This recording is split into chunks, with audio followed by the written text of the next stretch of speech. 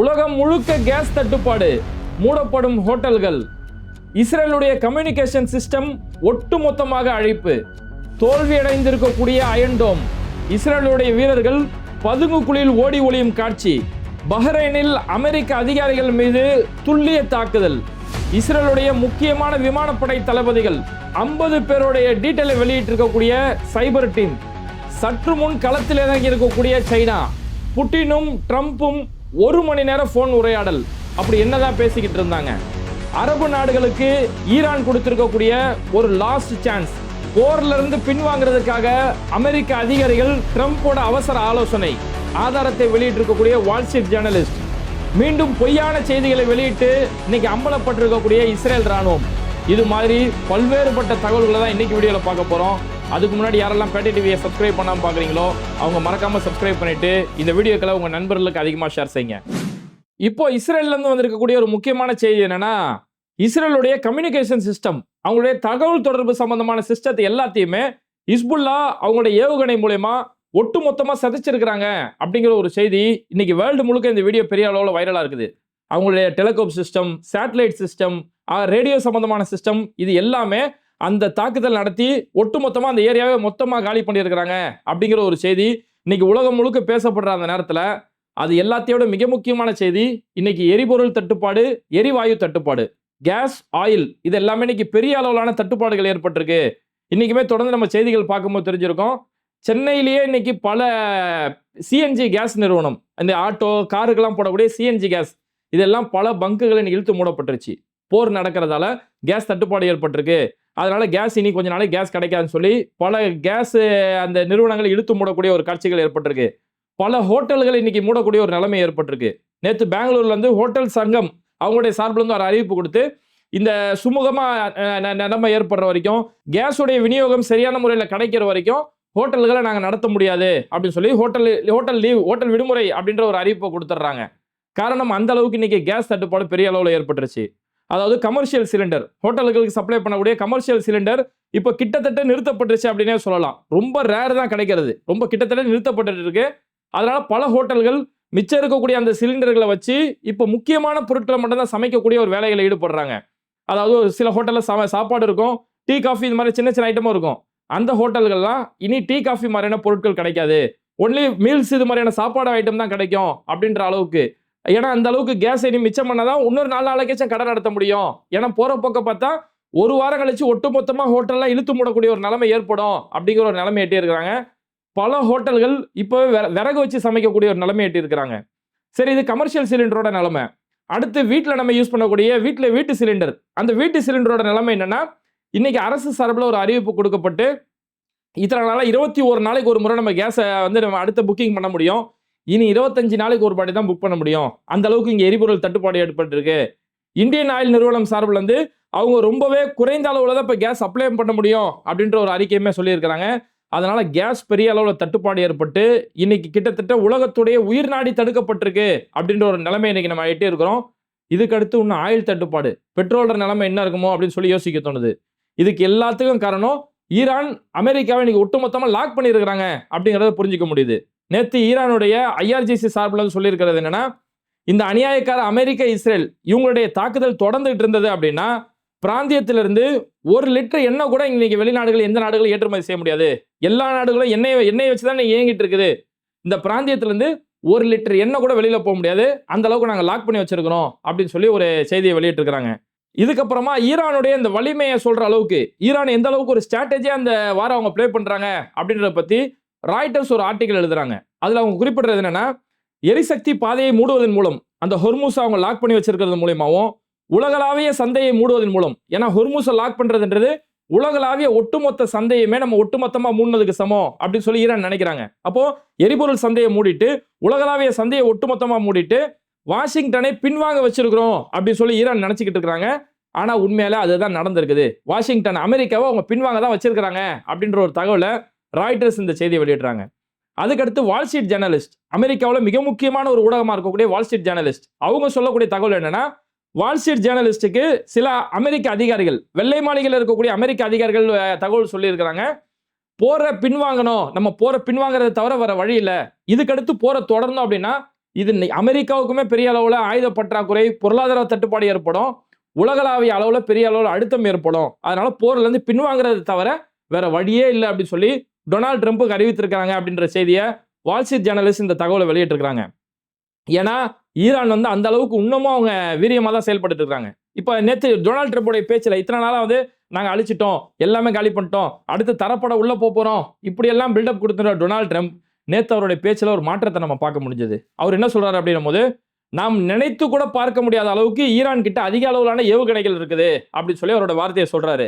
Iran வலுவான ஒரு நாடு, அமெரிக்காவை மட்டும் நாங்கள் தாக்கல அப்படின்னா மிடில் ஈஸ்ட் எல்லாத்தையுமே அவங்களோட கட்டுப்பாட்டோட விளிம்புல கொண்டு வந்துருவாங்க அப்படிங்கிறாரு. அதாவது ஒட்டுமொத்தத்தில் ஒத்துக்கிறாரு. இன்னைக்கு ட்ரம்ப் வந்து கிட்டத்தட்ட சரணடைஞ்சிட்டாருன்னே சொல்லலாம்.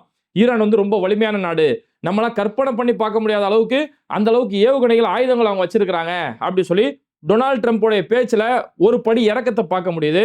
அந்த அளவுக்கு இன்னைக்கு உலகம் முழுக்க பெரிய அளவுலாம் ஒரு தட்டுப்பாட்டில் இன்னைக்கு நம்ம சிக்கிட்டு இருக்கோம்னு சொல்லலாம்.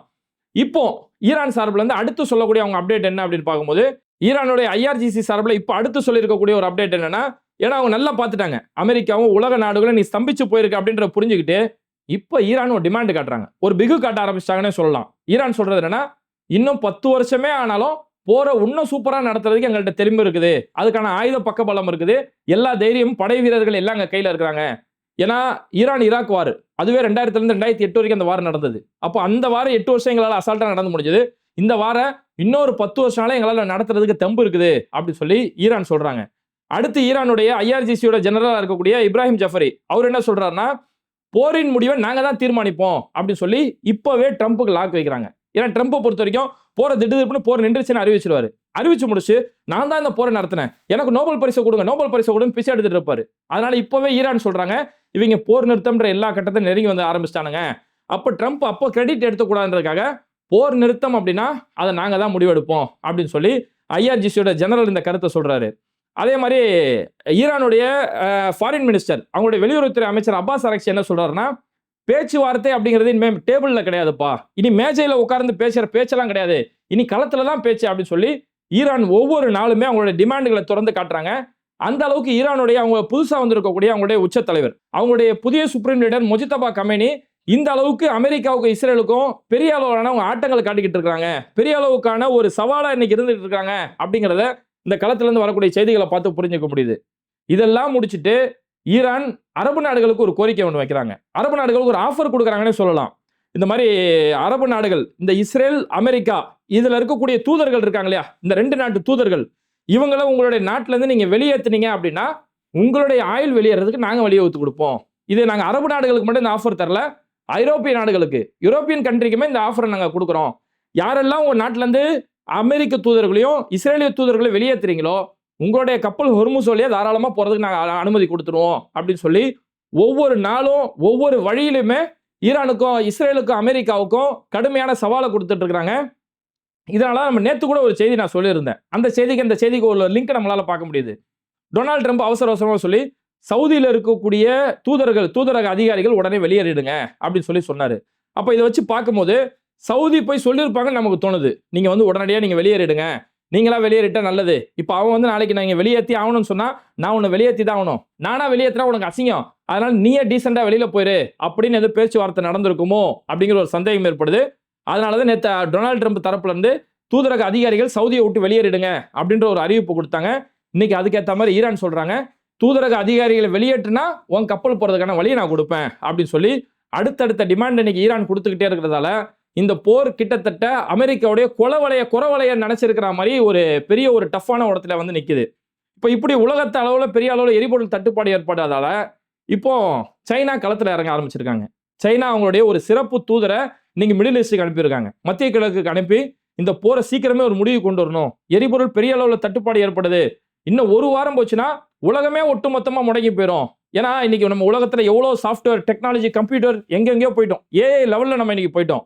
ஆனா எந்த ஒரு சாஃப்ட்வேரை வச்சும் நம்ம சாம்பார் செய்ய முடியாது, எந்த ஒரு மைக்ரோசாஃப்ட்டை வச்சு நம்ம ஒரு மைதா மாவு செய்ய முடியாது. சாப்பிடணும்னா அதுக்கான பொருள் இருக்கணும், அதை அந்த சமையல் செய்யறதுக்கான எரிபொருள் நமக்கு தேவை. அப்போ இதெல்லாம் தேவைன்னா இங்க எரிபொருள் நகர்ந்தாகணும், நம்ம டெக்னாலஜி வச்சு மட்டும் இன்னைக்கு சாப்பிட முடியாது. அப்படிங்கிறதால தான் சைனா இன்னைக்கு போய் இந்த போரை நிறுத்துறதுக்கான அமைதிக்கான பேச்சுவார்த்தைக்கு சைனா இன்னைக்கு மிடில் ஈஸ்டுக்கு கிளம்பி போயிட்டாங்க. நேற்று டொனால்டு ட்ரம்ப், ரஷ்ய அதிபர் புட்டின் இவங்க 2 பேருமே கிட்டத்தட்ட 1 மணி நேரம் ஃபோன் பேசியிருக்கிறாங்க. 1 மணி நேரம் ஃபோன் பேசி பல சர்வதேச நிகழ்வுகள் பத்தி பேசினாங்க. அதுல முக்கியமா அவங்க பேசின விஷயமே இந்த போரை ஒரு முடிவுக்கு கொண்டு வரணும். போரை முடிவுக்கு கொண்டு வரதுக்கு ரஷ்யா சார்பில், மாஸ்கோ சார்பில் நாங்கள் எல்லா வகையான உதவிகளும் நாங்கள் செய்யறதுக்கு தயாரில் இருக்கிறோம் அப்படின்னு சொல்லி இந்த போர் நிறுத்தம் அப்படிங்கிறது ரொம்பவே நெருங்கிட்டு வந்திருக்குது. அந்த அளவுக்கு ஈரான் அமெரிக்காவுக்கு ஒரு சிம்ம சொப்பனமா விளங்கிட்டு இருக்கிறாங்க அப்படிங்கறத இங்க புரிஞ்சுக்க முடியுது. சரி, இப்போ போர் கள நிலவரம் என்ன அப்படின்னு பார்த்தோம்னா டெல் அவீவ், இஸ்ரேலுடைய தலைநகர் டெல் அவீவ்ல தொடர்ந்து நேற்று இரவு முழுக்கவே ஈரான் தரப்புல இருந்து அந்த ஏவுகணைகள் தொடர்ந்து ஏவிட்டு இருந்தது. பல நேரங்களில் அவங்களுடைய அயன் டோம் மாதிரியான இன்டர்செப்டர் ஒர்க் ஆகல, அது அந்த இடத்துல வேலையை செய்யல. Iron Dome is the failure அப்படின்னு சொல்லி இன்னைக்கு பல சர்வதேச ஊடகங்கள் இன்னைக்கு செய்தி வெளியிடக்கூடிய அளவுக்கு நேற்று இரவு முழுக்கவே ஈரானுடைய ஏவுகணைகள் போது வழிமறியக்கூடிய எந்த ஒரு ஏவுகணைகளுமே அங்க வரல அப்படிங்கறத களத்துல பார்க்க முடியுது. இன்னொரு பக்கம் ஹிஸ்புல்லாவோட தரப்புல இருந்து தொடர் அட்டாக் அவங்க லெபனான் சைட்ல இருந்து அவங்க அட்டாக் பண்ணிக்கிட்டே இருக்கிறாங்க.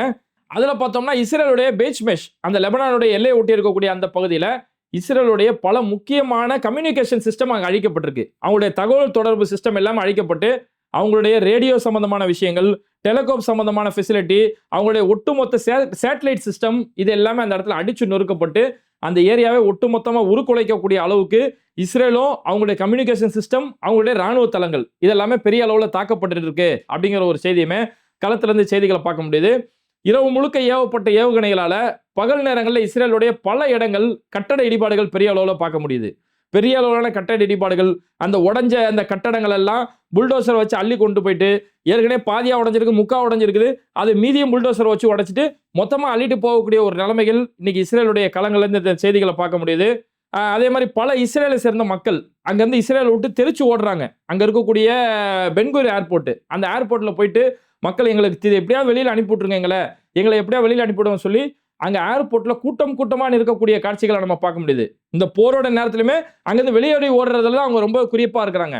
எங்களுக்கு வாக்களிக்கப்பட்ட பூமின்னு அந்த மக்கள்கிட்ட அபகரிச்சாங்க இல்லையா, அவங்களாம் இன்னைக்கு நாட்டை விட்டு ஓடக்கூடிய ஒரு நிலைமைகள் இன்னைக்கு இஸ்ரேலில் பார்க்க முடியுது. அதே மாதிரி இந்த பக்கமும் சரி, ஈரானுடைய தரப்புலும் பல இடங்கள்ல குண்டு வெடிப்புகள், தாக்குதல் நடந்து பல கட்டடங்கள் அங்கேயுமே இடிஞ்சு விழுந்தது. அதில் நேற்று ஒரு வீடியோ நம்ம பார்த்தோம். அந்த வீடியோ மட்டும் நம்மளால காட்ட முடியாது, ஏன்னா அந்த போர் சம்பந்தமான காட்சிகள் இன்னைக்கு நம்ம சேனல்ல தான் நம்ம தொடர்ந்து அதை காட்டிக்கிட்டு இருக்கிறோம். ஆனால் இந்த வீடியோ காட்ட முடியாது, ஏன்னா இது ஒரு குழந்தை உள்ள சிக்கிக்கிட்டு இருக்கு. ஒரு கட்டட இடிபாடு ஈரான்ல தெஹ்ரான்ல ஒரு கட்டணம் முழுக்க இடிஞ்சு விழுந்திருக்கு. அதை மீட்பு பணியாளர்கள் மீட்கிறதுக்காக போகும்போது ஒரு குழந்தை மிஞ்சு போன ஒரு 5 வயசு இருக்கு. அந்த குழந்தையோட கால் அந்த இடத்துல தெரியுது. அதுக்கடுத்து அந்த மேல இருக்கிற கல் மண் எல்லாத்தையும் தள்ளுறாங்க. அந்த கற்களை அவங்களால அங்க நகர்த்த முடியல, அவ்வளோ அளவுக்கு கல்லெல்லாம் மேலே விழுந்து போயிருக்கு. இப்போ கீழே இருக்கக்கூடிய அந்த குழந்தை, அந்த 5 வயசு குழந்தை, அது உயிரோடு இருக்க கூட வாய்ப்பு இல்லை அப்படிங்கிறது தான் அந்த காட்சியை பார்க்கும்போது நமக்கு புரியுது. அதே மாதிரி பெய்ரூட்ல, இங்கே லெபனான்ல பெய்ரூட்ல பெரிய அளவிலான தாக்குதல் நடத்தப்பட்டு ஒரு சில கட்டடங்கள்லாம் அப்படியே ஒட்டுமொத்தமாக சரியக்கூடிய காட்சிகள் இங்கே பெய்ரூட்லையுமே இந்த மாதிரி நிகழ்வுகள் நடந்தது. இது மாதிரியான தொடர் தாக்குதல்கள் இரு பக்கமும் நடந்துட்டு இருக்கு. என்ன ஒன்று, இஸ்ரேல் நடத்தக்கூடிய தாக்குதல் எல்லாமே பொதுமக்கள் இருக்கக்கூடிய பகுதிகளில் இந்த தாக்குதல் நடத்தப்படுது. ஈரான் நடத்தக்கூடிய தாக்குதல் எல்லாமே ராணுவ தளங்களையும் இது மாதிரியான இடங்களை குறி வச்சு தாக்கப்படுது. அதே மாதிரி பஹ்ரைன்ல இருந்து வந்திருக்கக்கூடிய ஒரு முக்கியமான ஒரு தகவல், அங்க களத்துல இருந்து வந்திருக்கக்கூடிய முக்கியமான ஒரு வீடியோ. பஹ்ரைன்ல ஒரு முக்கியமான இடத்துல அமெரிக்காவுடைய தூதரக அதிகாரிகள், அவங்களுடைய எம்பசி சேர்ந்த அதிகாரிகள் ஒரு பில்டிங்ல தங்கி இருக்கிறாங்க. அந்த தகவல் ஈரானுக்கு தெரிஞ்சு கரெக்டா அந்த பில்டிங்ல ஒரு அட்டாக் நடத்தி அந்த பில்டிங் மேலேயுமே ஒரு தாக்குதல் நடத்தியிருக்காங்க. அதே மாதிரி ஹன்லலா சைபர்னு சொல்லக்கூடிய ஒரு டீம். இந்த சைபர் யாருன்னா, இவங்க ஒரு ஹேக்கர்ஸ். இவங்க ஈரான் சார்பில் இருக்கக்கூடிய ஹேக்கர்ஸ். அதாவது இஸ்ரேல் ஹேக்கிங்ல, இஸ்ரேல் அந்த திருட்டுத்தனம் பண்றதுல இஸ்ரேல் ரொம்ப கையார்ந்தவன். இன்னைக்கு நம்ம பெகாசஸ் சொல்லி நம்ம இந்தியாவில் ராகுல் காந்தி உட்பட பல அரசியல் தலைவர்களை ஒட்டுக்கட்டாங்க தெரியுமா. அந்த பெகாசஸோட சைபர் அது இஸ்ரேலுடைய ஒரு நிறுவனம் தான். அப்போ இஸ்ரேல் எந்த அளவுக்கு ஒரு சைபர் இது மாதிரி ஹேக்கிங் வச்சிருக்கானோ அதே சிஸ்டத்தை ஈரானுமே வச்சிருக்காங்க. ஈரான்ல ஹன்லலான்னு சொல்லக்கூடிய ஒரு சைபர் டீம். அந்த சைபர் டீம் இவங்க தான் இஸ்ரேல் தரப்புல உள்ள விஷயங்களை கண்டறிஞ்சு ஈரான் அரசுக்கு சொல்றவங்க. அந்த ஹன்லலா சைபர் டீம் என்ன செஞ்சிருக்காங்கன்னா, இஸ்ரேலுடைய பல விமானப்படை அதிகாரிகளுடைய தகவல்களை இன்னைக்கு வெளியே எடுத்திருக்காங்க. ஏன்னா நேற்று வீடியோவில் கூட நான் சொல்லியிருந்தேன், இஸ்ரேல் தரப்பு அதிகாரிகள் ஒரு மீட்பு படைக்கு போனா கூட அவங்களுடைய முகங்கள் மறைக்கப்படுது, முகங்கள் ஃபேஸ் பிளர் பண்ணப்படுது. அப்ப இதெல்லாம் முகத்தை மறைச்சு தான் சண்டையை செய்யறான போது, இந்த விமானப்படையோட முக்கியமான 50 அதிகாரிகளோட படத்தை நான் தரேன் அப்படின்னு சொல்லி அந்த சைபர் டீம் அந்த 50 விமானப்படை அதிகாரிகளோட போட்டோ எடுத்து நீங்க பொது வெளியில விட்டுட்டாங்க. இந்த 50 பேரோட போட்டோ வெளியிடனோன்னே இனி அவங்க போர்ல களத்துல ஸ்ட்ராங் ஆகணும், நிற்கவே முடியாது. ஏன்னா நம்மளோட தகவல் வெளியில தெரிஞ்சிச்சு, நமக்கு ஏதாவது ஆயிருமோ அப்படின்னு சொல்லி அந்த உயிர் பயம் அவங்கள துரத்த ஆரம்பிச்சிடும். இந்த அளவுக்கு ஒவ்வொரு நாளும் ஒவ்வொரு ஸ்ட்ராட்டஜி, ஈரானுடைய ஸ்ட்ராட்டஜி உண்மையில வேற லெவல்ல இன்னைக்கு பண்ணிட்டு இருக்காங்கன்னு சொல்லலாம். ஒரு பக்கம் இஸ்ரேலை அட்டாக் பண்றது, அந்த பக்கம் அட்டாக் பண்றாங்க. மற்ற அரபு நாடுகளில் யூஎஸ் பேஸ் எங்க இருக்குமோ அது ஒரு பக்கம் லாக் பண்ணப்படுது. உலகத்துடைய வர்த்தக பொருளாதாரம் எந்த வழியா போகுமோ அந்த வழியை மறைச்சு உலகமே ஸ்தம்பிக்க வைக்கக்கூடிய ஒரு வழி. ஈரான் இஸ்ரேல் தரப்புல இருந்து விமானப்படை மூலமா தாக்குதல் நடத்துறானா, அந்த விமானப்படை அதிகாரிகளோட முகம்லாம் மறைச்சிருச்சுல, அந்த முகத்தை நான் வெளியிடுறேன்னு சொல்லி அவனை நிலக்குலைய வைக்கக்கூடிய ஒரு ஸ்ட்ராட்டஜி. இந்த அளவுக்கு ஸ்ட்ராட்டஜி கொடுத்துட்டு, இது மட்டும் இல்லப்பா, இன்னும் 10 வருஷம் ஆனாலும் நான் சண்டை செய்ய தயார், என்னன்னாலும் களத்துல பாத்துக்கலாம் அப்படின்னு சொல்லி இவ்வளவு துணிச்சலா ஈரான் ஒரு பக்கம் நின்றுட்டு இருக்காங்க. டொனால்டு ட்ரம்ப்போட தரப்புல இருந்து அவங்களுடைய அதிகாரிகள் போர் நிறுத்தம், நம்ம பின்வாங்கி போயிடலாம் அப்படின்ற ஒரு தகவலை பேசிட்டு இருக்காங்கன்ற விபரத்தை வால் ஸ்ட்ரீட் ஜேர்னலிஸ்டே இன்னைக்கு அந்த தகவலை வெளியிட்டு இருக்கிறதால இந்த போர் கூடிய சீக்கிரம் நிக்குமா அல்லது இன்னும் தொடருமா அப்படிங்கிறத நம்ம அடுத்தடுத்த வீடியோக்களை தொடர்ந்து பார்க்கலாம். இது மாதிரி வீடியோக்களை தொடர்ந்து பார்க்கறதுக்கு மறக்காம பேடை டிவியை சப்ஸ்கிரைப் பண்ணிட்டு இந்த வீடியோக்களை உங்க நண்பர்களுக்கு அதிகமாக ஷேர் செய்யுங்க. இணைந்திருப்போம். Mister perfect extra cold. திருமணமான அனைத்து ஆண்களுக்கும் ஒரே தீர்வு. வயதான பலகினமா, சுகர் பலகினமா, இனி கவலை வேண்டாம். 100% இயற்கை வயகரா, 100% ஹலாலான முறையிலும் தயாரிக்கப்படுகிறது. எவ்வித கலப்படமும் கிடையாது, பக்க விளைவும் கிடையாது. ஆர்டர் செய்தாலே போதும், உங்கள் இல்லம் தேடி வந்து சேரும். மேலும் விவரங்களுக்கு கீழுள்ள எண்ணை அணுகுங்கள்.